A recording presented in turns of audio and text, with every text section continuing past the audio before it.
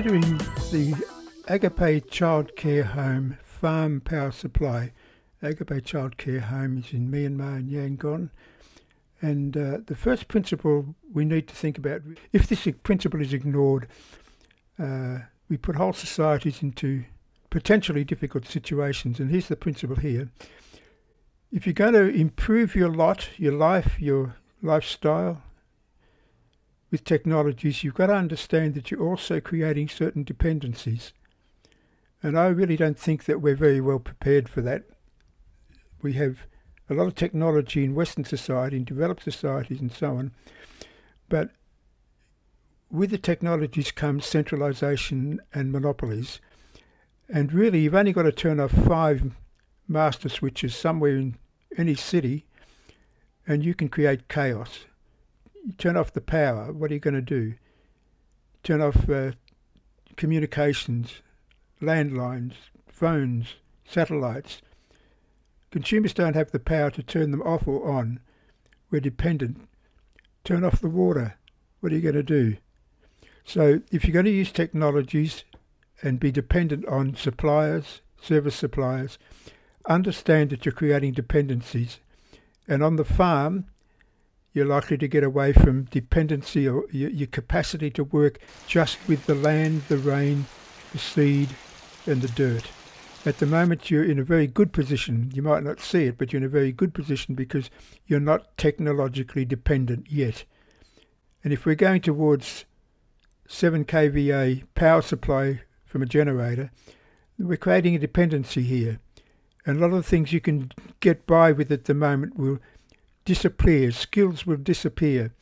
And you will, if you have a failure in the things you've become dependent on, it's going to take you time to regenerate those skills within yourself, to get the land up and going again, or to do whatever is required to survive without panicking. So please keep that in mind. Technology creates dependencies, almost in every case. And if it's not an actual physical switch dependency, it's an emotional dependency. You feel lost when you can't get on a mobile. No, you have a way of escape from those dependencies and a way of surviving happily if those dependencies fail. So we're going to take an imaginary situation. Well, it's probably pretty realistic for the farm. You want to have around about 7 kVA to be comfortably to comfortably supply appliances. And some of them are really important, some of them are not so important. But just imagine you buy one 7 kVA generator. You bought the big one and you're pretty happy with that. But at some point it's going to need servicing. It's very likely to burn out one day. And everything that's become dependent on that generator is going to lose power. You'll have a blackout. So that's one generator, no backup. It fails, so does everything else that you've got depending on it. The better situation would be this one here. Total of 7 kVA from 2 generators with all your needs divided into essentials and things that are not so essential. I'm not considering luxuries or anything like that. If you've got luxuries, if you're planning for luxuries, I think you're not doing the right thing. Your luxuries are somebody else's needs. We don't really honour that much in the West, I'm afraid to say.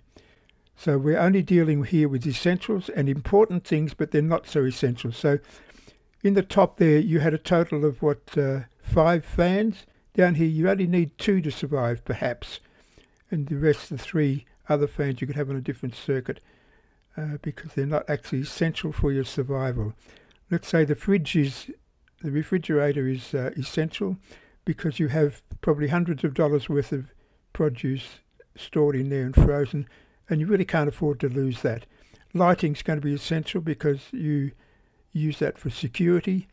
Maybe the water pump is essential, though you could have a water tank aside from that. We consider in this scenario that communications are very important for you, for emergencies. We've become dependent on those in various ways, but we don't consider the TV to be essential, though it's very important for education and so on. So basically what we're doing is dividing everything into essentials and important things that are not essential, but they are important in their own right. And we're putting them on two different circuits, two different generators, 3 kVA for the essentials and a separate generator for the non-essentials. Now, in the case of failure of, let's say, the main generator, the generator that runs the essentials, in the case of failure there, what happens? Everything that's important to you that you must have now, because you've created this dependency, blacks out, is without power. But because you have a separate system, a separate generator here that's still functioning okay, you can divert this generator to the essentials. So we switch it off here, and now we have the essentials functioning okay while the 3.5 main generator is being serviced. Nothing here perishes. Only all the perishables are here. The security is good. You can still communicate, and you've got enough fans just to blow the sweat off you in that monsoons up there, I suppose. Monsoon, hot season, rainy season, and get a bit of a break. So that's the deal mainly. You're creating dependencies. If you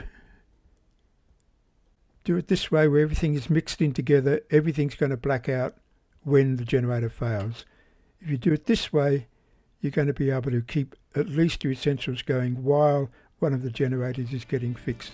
Get the appropriate professional assistance to install electrical equipment and circuits. This video is intended only as a contribution to a general discussion regarding expenditure in a particular case, that is, the ACC Home and Farm in Yangon. Expert feedback and advice is welcome. Produced for Agape Child Care Home and Farm, Yangon, Myanmar. Donations are welcome to the Generator Fund and or to the Farmland Acquisition Fund. We are also developing principles for self-sustaining micro-community development. ACCH is an independent child care association with a Christian outlook. Thank you for your interest in the work. John Carl, Brisbane, October 7, 2021.